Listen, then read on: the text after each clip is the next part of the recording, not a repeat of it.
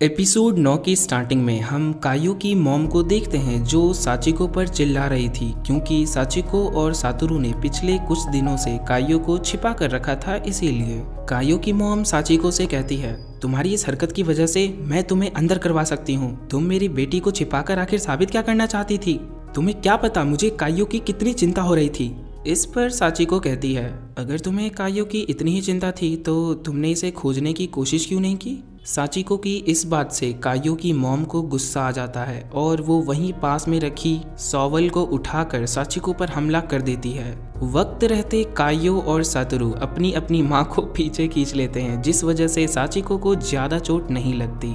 साचिको और कहती है कि तुम्हें कायो की चिंता थी ही नहीं, तुम्हें तो बस अपनी चिंता थी। ये सुन कायो की मॉम कहती है, तुम बस सबके सामने मुझे बुरा दिखाने के लिए ऐसा कर रही हो, लेकिन असल में तो मैं ऐसी बिल्कुल नहीं हूँ।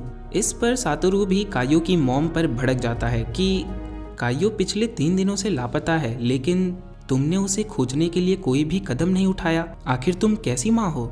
सातोरू की बात से कायो की मॉम और भी ज्यादा गुस्सा हो जाती हैं और कायो को दूर हटाकर वो एक बार फिर साचिको पर हमला करने ही वाली थी कि वहाँ चाइल्ड कंसल्टेशंस वाले आ जाते हैं। उन्हें देखकर कायो की मॉम को सब समझ आ जाता है कि ये सब साचिको और सातोरू का ही प्लान था। इतने वक्त से वो चाइल्ड कंसल्टेशन वालों से भाग रही थी, लेकिन आज इन दोनों की वजह से ये रंगे हाथों पकड़ी गई। अब चाइल्ड कंसल्टेशन वाले दलील देते हैं कि आप कायो के साथ अच्छा व्यवहार नहीं करती बल्कि उसके साथ मारपीट करती हैं। कायो पिछले 3 दिनों से लापता थी, लेकिन उसके बावजूद आपने कुछ नहीं किया।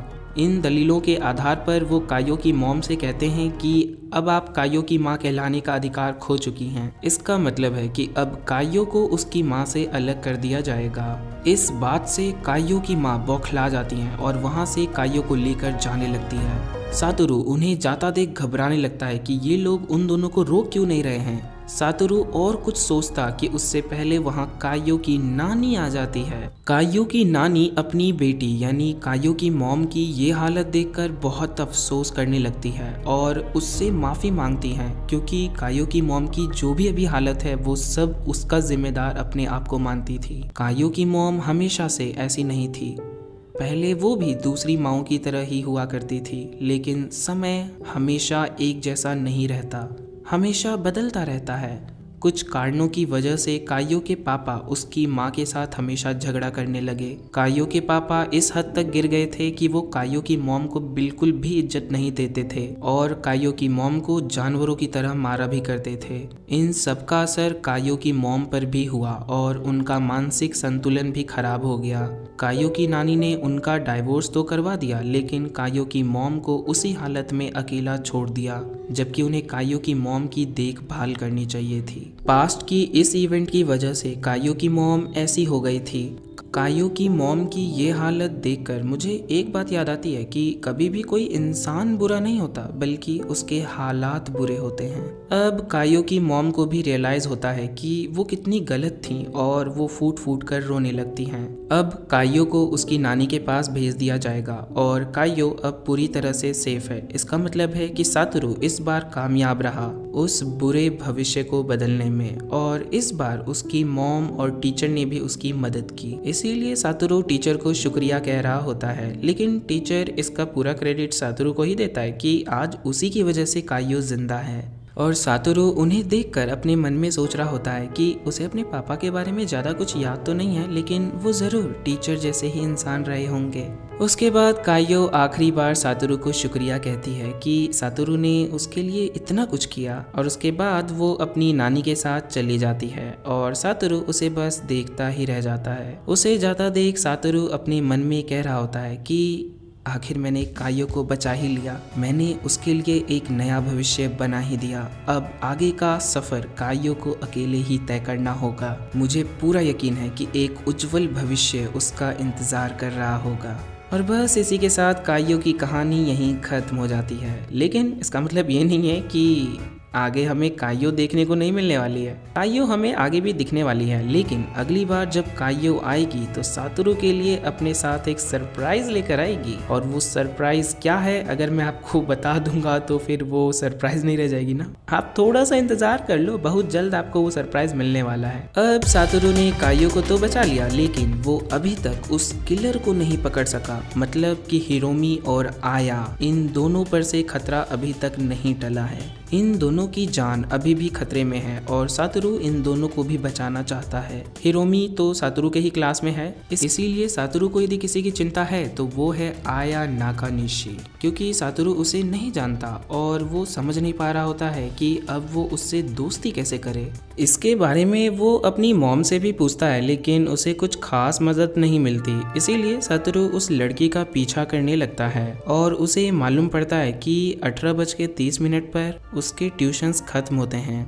तो सातोरू अब ये फैसला करता है कि शाम को वो पहले हिरोमी को घर छोड़ देगा और उसके बाद वो इसके पास आ जाएगा, क्योंकि सातोरू ने जब आया नाकानिशी का डेली रूटीन देखा तो उसे मालूम पड़ा कि अगर उसे किडनैप करना हो तो यही टाइम बेस्ट होगा। इसीलिए वो इस टाइम पर उसे अकेला नहीं छोड़ सकता। सातोरू उसका पीछा कर ही रहा था कि उसे साचिको देख लेती है। साचिको ने सेल में ढेर सारे सामान खरीद लिए थे, इसीलिए वो सातोरू को अपने साथ चलने के लिए कहती है। खाली हाथ नहीं भाई, सामान उठाकर। इसीलिए सातोरू गुस्सा हो जाता है, क्योंकि यहाँ वो लोगों की जान बचाने में लगा हुआ है और उसकी मॉम है जो उससे सामान उठवा रही है। अब सामान की वजह से दोनों की हालत खराब हो ही रही थी कि सही वक्त पर वहाँ टीचर आ जाते हैं और उन दोनों को लिफ्ट मिल जाती है।